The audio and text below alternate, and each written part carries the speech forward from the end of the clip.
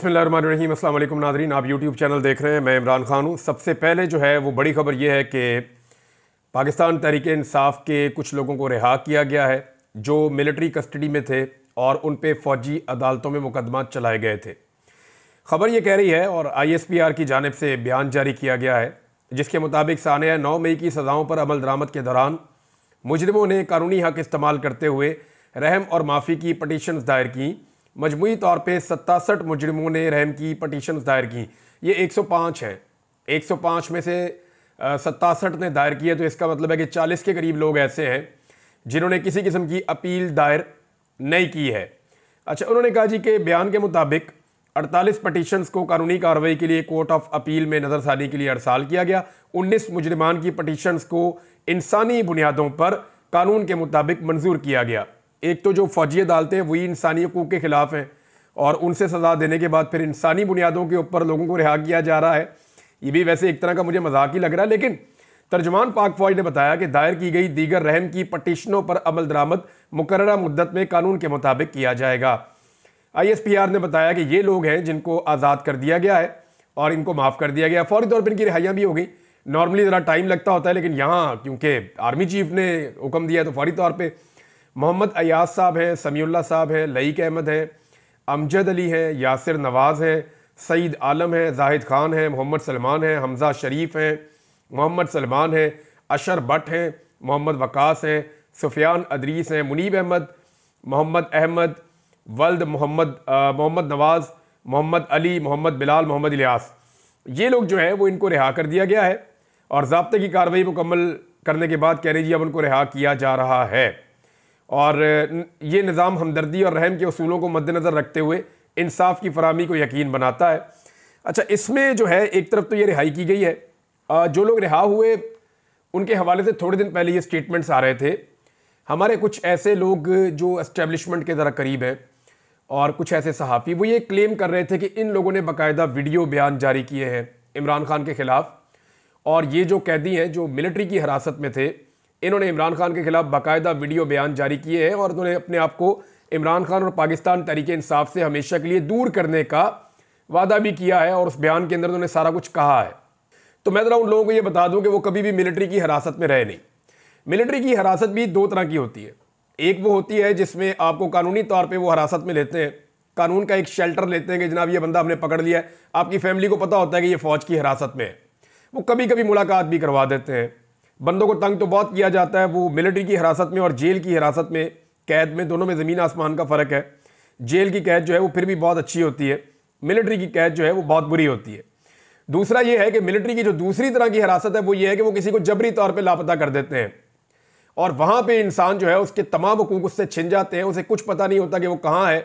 एक छोटे से सेल के अंदर बेयारो मददगार वो पड़ा रहता है और वहाँ पर बदतरीन टॉर्चर भी वो अपने अपने मुताबिक वो करते रहते हैं जो उनको बेहतर लगता है। अब यहाँ पे मिलिट्री हिरासत में रहने वाले लोग जब बाहर आए तो यही उम्मीद की जा रही थी ना, जो बहुत सारे लोगों ने जो मिलिट्री एस्टेब्लिशमेंट के बहुत करीब है उन्होंने जो बयानिया बनाया था कि डरे हुए हैं, सहमे हुए हैं, इन्होंने वीडियोस बना दी हैं, ये इमरान खान के खिलाफ डट कर खड़े हो गए हैं। तो अब वो जो बाहर निकले तो उन्होंने पहला नारा लगाया इमरान खान जिंदाबाद, उन्होंने दूसरा नारा लगाया पाकिस्तान जिंदाबाद। वो आज भी इमरान खान के साथ और पाकिस्तान के साथ खड़े हुए हैं। वो आज भी कैदी नंबर 804 की रिहाई के लिए वहां पर नारे लगा रहे थे। तो ये 2 साल तक लगभग ये लोग गिरफ्तार रहे, पौने 2 साल तक इन्होंने हर तरह का जुल्म बर्दाश्त किया। अब यहाँ पे एक सनम जावेद साहिबा हैं, क्योंकि एक कैदी के बारे में गालिबन वहाँ पे उनको कुछ आइडिया होगा मिलिट्री इंटेलिजेंस को कि ये बंदा जो है बाहर जाकर कहीं बोलेगा, तो उस पर उसको वार्न करने के लिए उसका हाथ पकड़ा जा रहा था और उसे कहा जा रहा था साइड पर चलो तुम्हारे साथ बात करनी है। मुमकिन था कि उसको दोबारा गायब किया जाता। तो सनम जावेद ने उसका हाथ पकड़ लिया और उसको बाहर लेकर आई। अब वो बंदा क्या बयान दे रहा है, ज़रा ये बयान आप सुनेंगे तो आपको आइडिया हो जाएगा कि वहाँ किस तरह के हालात का सामना इन लोगों ने किया है। ये आप सुनिए। अस्सलाम वालेकुम जी, लाहौर से आज मिलिट्री कोर्ट के पहले जो हैं वो प्रिजनर रिहा हुए हैं, हाफिज बिलावल साहब, और अभी इनको अच्छा जी, हाफिज साहब हैं जो रिहा हुए हैं, ज़रा इनकी आप बातें सुने। जी हम खड़े थे, हम खड़े हैं, हम खड़े रहेंगे यकीन के साथ, ईमान के साथ, अपने लीडर इमरान खान के साथ। हमें बदतरीन टॉर्चर किया गया। मैं, मियाँ इबाद, मियाँ अकरम, हसान न्याजी और जितने मेरे साथी हैं सबके साथ जुल्म किया गया। हमें बुनियादी हकूक़ नहीं दिए गए। वहाँ पे एक खाने पीने की चीज़ के लिए मिन्नत तरले करने पड़े। मैं सिर्फ अपनी अदालतों से ये कहना चाहता हूँ कि सुप्रीम कोर्ट ये सज़ाएं पूरी तौर पे कलअदम करार करे। इन लोगों ने किया क्या है? कोई सज़ा नहीं है इन लोगों की, ना कोई तोड़ फोड़, ना कोई जलाओ गिराओ। अब मैं 2 साल मुझे सजा दे के रखा आप लोगों ने। मैं आपसे पूछना चाहता हूँ कि 2 साल मैं क्या कर रहा था वहाँ पे? क्या मेरे पास कोई हथियार था, कोई असला था, कोई झंडा था, कोई डंडा था? I was dancing at the spot और आप लोगों ने मुझे उठाया, 20 महीने मुझे रखा, नजरबंद रखा, गैर इंसानी सलूक किया गया मेरे साथ। कोई बात नहीं, वक्त ये नहीं रहा, वो नहीं रहा, ये भी नहीं रहेगा इंशाअल्लाह ताला। और आपको जवाब देना है, आज नहीं, कल नहीं, आने वाली नस्लें आपसे सवाल करेंगी और आपको इस सवाल का जवाब देना पड़ेगा। मैं अपनी मौजूद अदालतों से ये रिक्वेस्ट करता हूँ कि आपकी मेहरबानी इन तमाम सजाओं को जो है वो मुअत्तल करें। ये तफसीली बयान है, लेकिन आप अंदाज़ा कर लें कि ये है जनाब वो खौफ जो फैलाया गया है नौजवान नस्ल में। ये बंदा 20 महीने मिलिट्री कस्टडी में रहकर आया और आकर वो क्या बता रहा है कि जनाब खाना पीना नहीं मिलता था, तंग करते थे, टॉर्चर करते थे, परेशान करते थे, बहुत जुल्म हमारे ऊपर किया गया फौजी हिरासत के अंदर, और ये किस बात की हमें सज़ा दी गई? हमने तो कुछ किया ही नहीं। और अदालतों से वो अपील कर रहा है कि जनाब ये मामला ख़त्म करें, ये ड्रामा पाकिस्तान में नहीं होना चाहिए। तो एक तो जो लोग बाहर निकले वो फिर इमरान खान के नारे लगा रहे हैं, तो जो खौफ फैलाने का एक बड़ा तासुर बनाया जाता था वो नहीं है। मैंने आपको पिछले वीलॉग में कहा कि CBMs होंगे। CBMs का मतलब होता है confidence building measures. Imran Khan साहब ने कहा जाओ उनको बोलो जो मेरे मुतालबात हैं उनके ऊपर काम करें, फिर मैं देखता हूं क्या करना है। यानी ये वो आदमी है जिसको पकड़ के पाकिस्तान की एस्टेब्लिशमेंट ने जिस वक्त जेल में डाला तो उन्हें ऐसा लगता था कि ये माफिया मांगेगा। मुझे अल्लाह रब्बुल इज़्ज़त पे इतना भरोसा है, और ये वाला जो सारा वाकया देखने के बाद, यानी मेरा रब कितना बड़ा है कि मैं उस वक्त कैद में था, मुझे बांधा हुआ था, मेरी आंखों को भी बांधा हुआ था, मेरे हाथों को ऐसे कुर्सी के पीछे यूं बांधा हुआ था, और मुझे एक ऑफिसर बड़ी रऊनत के साथ पूछ रहा था कि इमरान खान कब तक टूट जाएगा। तो तब मैंने उन लोगों को यह बात बताई थी कि आपके पास 15 दिन है, आप कर लें उसके साथ जो आपने मामला करना है। वो फिर बाहर नहीं आएगा, आपके पास प्लान नहीं है उसको बाहर निकालने का, कैसे आप निकालेंगे बाहर?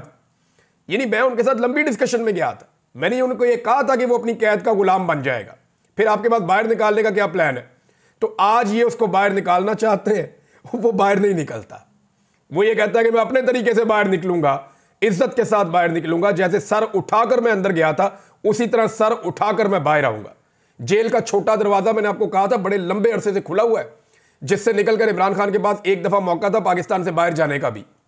आज इमरान खान साहब ने कंफर्म भी किया सहाफियों से जो खबरें आ रही हैं कि जनाब अटक जेल में मेरे पास ये ऑप्शन थी कि मैं पाकिस्तान से बाहर 3 साल के लिए चला जाता, मैं नहीं गया। वो कह रहे हैं, अभी मुझे कह रहे हैं कि हाउस अरेस्ट हो जाओ, लेकिन पहले मेरे सारे कारकुनों को छोड़ो फिर मेरी बात होगी। और ये इमरान खान साहब जो कह रहे हैं ना, ये कारकुन इनको छोड़ने पड़ जाने हैं, क्योंकि सैकड़ों की तादाद में कारकुन छोड़े जा रहे हैं। अभी भी जो है वो चंद हजार कारकुन जो है वो जेलों में मौजूद हैं, लेकिन जिस हिसाब से ये छूट रहे हैं, आने वाले 1-1.5 हफ्ते के अंदर पाकिस्तान तहरीक इंसाफ के सारे कारकुन छूट सकते हैं।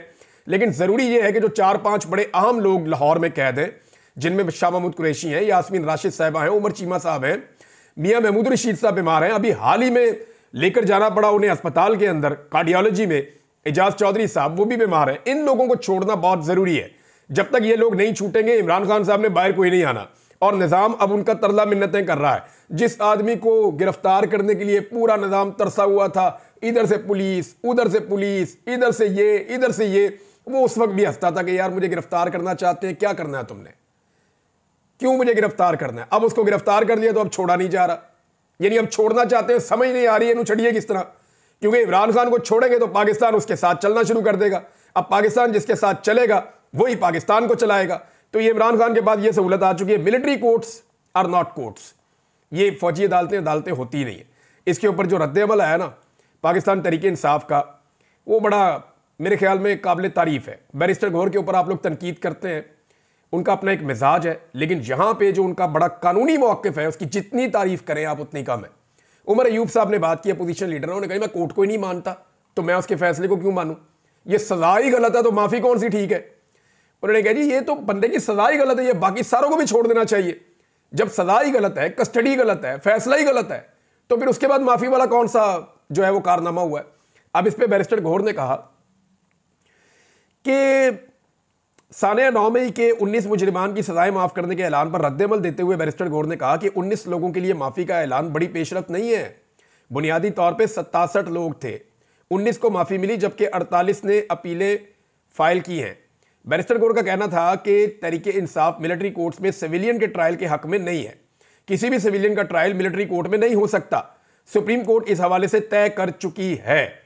ये क्लियर कर दिया उन्होंने कहा ये कौन सी बात है, यानी एक सजा ही गलत है तो फिर उसके ऊपर आप बंदे को जो है वो माफी किस चीज की दे रहे हैं। तो जनाब ये इससे मेरे ख्याल में ये सीबीएम ने मिलिट्री एस्टेब्लिशमेंट जो है वो अपना थोड़ा सा इमेज बिल्डिंग कर रही है इमरान खान की और पाकिस्तानी कौम की नज़र में। लेकिन मजे की बात यह है कि उनके जो करीबी साथी हैं जिनकी जो उनके बिहाफ पे धमकियां लगाते हैं, ऐसे सहाफ़ी भी हैं ना, ऐसे बहुत सारे दानिश्वर हैं जो मिलिट्री एस्टेब्लिशमेंट के बिहाफ के ऊपर पाकिस्तानी कौम को धमकियां लगाते हैं। वो अभी भी धमकियां ही लगा रहे हैं कि ऐसे हो जाएगा वैसे हो जाएगा। यानी एक तरफ बेचारे मिलिट्री एस्टेब्लिशमेंट वाले कोशिश कर रहे हैं कि अवाम के अंदर हमारे मामलात बहाली की तरफ जाएं, ज़रा ताल्लुकात बेहतर हों, लेकिन ये जो टाउट्स हैं ये दोबारा से कह रहे हैं नहीं जी नहीं, ये तो ऐसे करके हो जाएगा और अभी ये भी होना, अभी डंडा भी चलना है। तो चला लो जनाब डंडा, जितना डंडा पाकिस्तान में पहले चलाया उससे कोई फर्क तो पड़ा नहीं। मैं लोगों को आपको सुनवा रहा हूं, दिखा रहा हूं, आप ये देखें लोग वहीं पे खड़े हैं जहां वो पहले खड़े थे। एक और खबर नाज़रीन, ये इंपॉर्टेंट खबर है, पाकिस्तान तहरीक इंसाफ हुकूमती वफ्द के साथ मिली है, क्योंकि जो मुज़ाकरात है ना, मैंने आपको बताया 2 तरह के मुज़ाकरात हो रहे हैं। एक मुज़ाकरात हो रहे हैं बैकडोर, ये मुज़ाकरात खुफिया हो रहे हैं, इसमें इमरान खान साहब भी इन्वॉल्व हैं, कभी कभी अडयाला के दरवाजे खुलते हैं और वहां पे लोग भी जाते हैं मिलने के लिए। दूसरे मुज़ाकरात हो रहे हैं ऐलानिया, जहां पे पाकिस्तान तहरीक इंसाफ के लोग और उनके इत्तेहादी हुकूमती इत्तेहादियों के साथ जाकर बैठते हैं। यहां पे तो इरफान सिद्दीकी साहब ने बड़ा खुलकर बेबसी का इजहार भी कर दिया कि जी हमें तो पर्ची आनी है, हमें तो जनाब अचानक पता चलना है कि ये मुज़ाकरात है, इन पे इत्तफाक कर लो और हमें इत्तफाक करना पड़ जाएगा। सिंपल अगर मैं करूँ उनकी बात का तो वो यही कह रहे हैं कि जनाब हमें तो ऑर्डर आना है, नवाज शरीफ के पास ऑर्डर पहुंचना है कि नवाज शरीफ साहब ये कर दें फौरन, जरदारी के पास ऑर्डर पहुंचना है अपनी पार्टी से को ये कर दो फौरन, और इन्होंने फौरी तौर पे बड़ा वाला ब्रश पकड़ के पॉलिश करते हुए वो हुक्म पूरा कर देना है। मामला तय होना है इमरान खान साहब के साथ। अब वहां पे तय क्या होना है कि कितने अरसे तक इस हुकूमत को बचाया जा सकता है, कितने अरसे तक इस निज़ाम को चलाया जा सकता है। जिन लोगों ने ये सारा कुछ पाकिस्तान में किया है, जुल्म और बर्बरियत की है, इमरान खान साहब क्या उनके खिलाफ एक्शन लेंगे या आम माफी का ऐलान करेंगे। अब देखिए इमरान खान अपने मामलात में तो आम माफी का ऐलान कर सकते हैं, अरशद शरीफ के मामले में नहीं कर सकते। जो 26 नवंबर को कत्लेआम हुआ उसके ऊपर वो कैसे आम माफी का ऐलान कर सकते हैं। तो बहुत सारी ऐसी चीजें जहां पे इमरान खान साहब को एक स्टैंड लेना पड़ेगा, स्पेशली उन्हें ये जो जुडिशल कमीशन वो मांग रहे हैं ये तो हुकूमत को उन्हें देना पड़ेगा। अब पाकिस्तान तहरीक इंसाफ ने 2 मुतालबात सामने रखे, मुतालबात वही है जो इमरान खान साहब ने कहे थे। जेल में बैठ के वो आदमी इनके दिमागों के साथ खेल रहा है कि जनाब जितने बेगुनाह कैदी हैं, अंडर ट्रायल कैदी हैं, कानून के मुताबिक उनको रिहाई दी जाए। और दूसरा 9 मई और 26 नवंबर जो है उसके ऊपर जिसपे बयानिए खड़े किए जाते हैं दोनों तरफ से, इन दोनों के ऊपर जुडिशल कमीशन बनाया जाए ताकि दूध का दूध और पानी का पानी हो जाए। अब यही 2 मुतालबात उन्होंने दिए। नून लीग को यह उम्मीद थी कि मुतालबात आएंगे जी इमरान खान का फलां केस खत्म कर दें, इमरान खान को रिहा कर दें, बुशरा बीबी को ये कर दें, यहाँ पे हमें सिक्योरिटी प्रोवाइड कर दें, इमरान खान साहब को साबिक वज़ीर आज़म की सिक्योरिटी फौरी तौर पे दी जाए, फलां चीज़ दी जाए, हमें जनाब फलां फलां ओहदे दिए जाएँ, हमें अपोजिशन की फलां फलां चीज़ें दी जाएँ, पब्लिक अकाउंट कमेटी में हमारा चेयरमैन लगाया जाए, हमारे ये वाले मामलात वो वाले मामलात। उन्हें लगा कि जैसे हम मांगते हैं जब भी कभी बैठते हैं ज़ाती नौइयत की चीज़ें, तो इमरान खान की पार्टी आएगी वो भी वही मांगेगी। इमरान खान साहब ने सख्ती से कहा ये 2 चीज़ें जाके उनको दे दो, यही हमारे 2 मुतालबात हैं सिंपल, और 31 जनवरी तक का आपके पास टाइम है। और वो टाइम भी बड़ी समझदारी से पाकिस्तान तहरीक इंसाफ ने एक हिकमत अमली के तहत दिया। जिन्हें ये लगता है ना कि पाकिस्तान तहरीक इंसाफ अब चुप करके बैठ जाएगी, जिस जमात के पास इतनी बड़ी पॉलिटिकल पावर हो, इतनी बड़ी स्ट्रीट पावर हो, वो चुप करके बैठ जाए तो ये एक सियासी गलतफहमी हो सकती है। क्योंकि इमरान खान साहब जो है वो सारी ज़िंदगी इस लेवल की पॉपुलैरिटी तक नहीं पहुंचे थे। जब उन्हें इस लेवल की पॉपुलैरिटी मिल गई है तो क्या वो अब घर बैठे रहेंगे और सिर्फ इलेक्शन लड़के इक्तदार में आना पसंद करेंगे? नहीं, उस आदमी ने ग्राउंडों में हमेशा अब एक हीरो की तरह ज़िंदगी गुजारी है, तो वो चाहेगा कि लोगों को बाहर निकाले, और आप देखेंगे कि आने वाले दिनों में वो लोगों को बाहर निकालेंगे। फरवरी के एंड पे और मार्च के शुरू में एक नई तहरीक शुरू होने जा रही है। अगर ये मामला किसी मंतकी अंजाम तक ना पहुंचे तो, और अगर ये मामला किसी मंतकी अंजाम तक पहुंच भी गए फिर भी बड़े बड़े जलसे आप फरवरी और मार्च में होते हुए देखेंगे, और आप जल्दी पाकिस्तान को एक नए इलेक्शन की तरफ जाते हुए भी देखेंगे। इंटरनेशनल प्रेशर इतना बढ़ गया है कि एस्टेब्लिशमेंट इमरान खान को फौरन छोड़ना चाहती है, लेकिन फौरी तौर पे मामला तय नहीं हो रहे। अब इमरान खान साहब की हर शराइत वो मान रहे हैं। इमरान खान साहब कहते हैं वर्कर छोड़ो तो धड़ाधड़ वर्कर छूट रहे हैं। इमरान खान साहब कहते हैं कि ये चीज़ गलत है तो उसको भी ठीक किया जा रहा है। मुज़ाकरात के लिए हुकूमत को जो है वो डंडे मार मार के बिठा दिया गया है कि बैठो इनके साथ मुज़ाकरात करो, खबरदार अगर तुमने कोई चालाकी की तो। पहले तो हुकूमत भाग रही थी, लेकिन अब वो मुज़ाकरात के लिए भी बेचारे बैठे हुए हैं। हुकूमत चाह रही थी कोई कमज़ोर किस्म के मुतालबात आएँ ताकि हम उन्हें पब्लिक करके इनको गंदा करें पीटीआई को, लेकिन उन्होंने 2 अपने सॉलिड मुतालबात जो उनके पहले दिन से मीडिया में है वही मुतालबात लाकर सामने रख दिए हैं। इमरान खान साहब का एक केस है जो लग गया है सुप्रीम कोर्ट ऑफ पाकिस्तान के आईनी बेंच में। देखें, ये इंपॉर्टेंट मामला है। इमरान खान साहब की एक पटिशन है, एक दरखास्त है, सुप्रीम कोर्ट ऑफ पाकिस्तान में गई हुई है आम इंतखाबात में धांधली से मुताल्लिक। काजी फायद ईसा के दौर में तो सुनी नहीं गई, अब एक आईनी बेंच बन गया है। हुकूमत यह चाहती है कि धांधलियों के मामले के अंदर कुछ भी करके बांध ले और जितना टाइम घसीट सकती है हुकूमत का घसीट ले। तो उसके लिए जो उनका अपना आईनी बेंच है उसके अंदर इस मामले को लगाया जा रहा है। अब ये आईनी बेंच के अंदर क्या इमरान खान साहब मानेंगे, पटिशनर खुद मानेगा कि ये बेंच इस केस को सुने? मेरे ख्याल में वो लोग एतराज दायर करेंगे और उन्हें एतराज दायर करना चाहिए। उसकी वजह यह है कि जो आईनी बेंच है वो खुद तब तक मुतनाज़ है जब तक कि 26वीं आईनी तरमीम के ऊपर फैसला नहीं हो जाता। 26वीं आईनी तरमीम के ऊपर दर्जनों जो है वो दरखास्तें आ चुकी हैं और इतनी ज़्यादा दरखास्तों को अभी तक सुना नहीं जा रहा।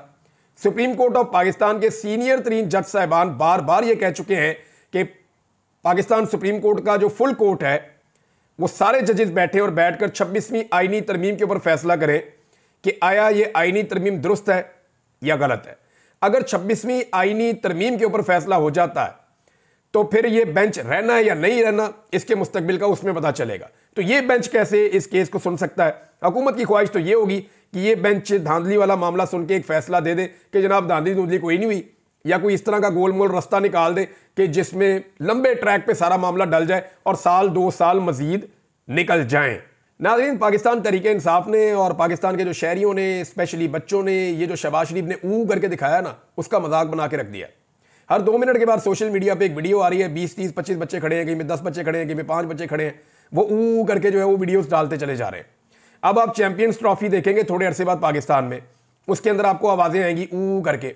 अब आप असेंबली के अंदर जाएंगे, वहाँ पर आपको आवाज़ें आएंगी ऊ करके। हर जगह पर अब शहबाज शरीफ साहब को ये ऊ सुनना पड़ेगा।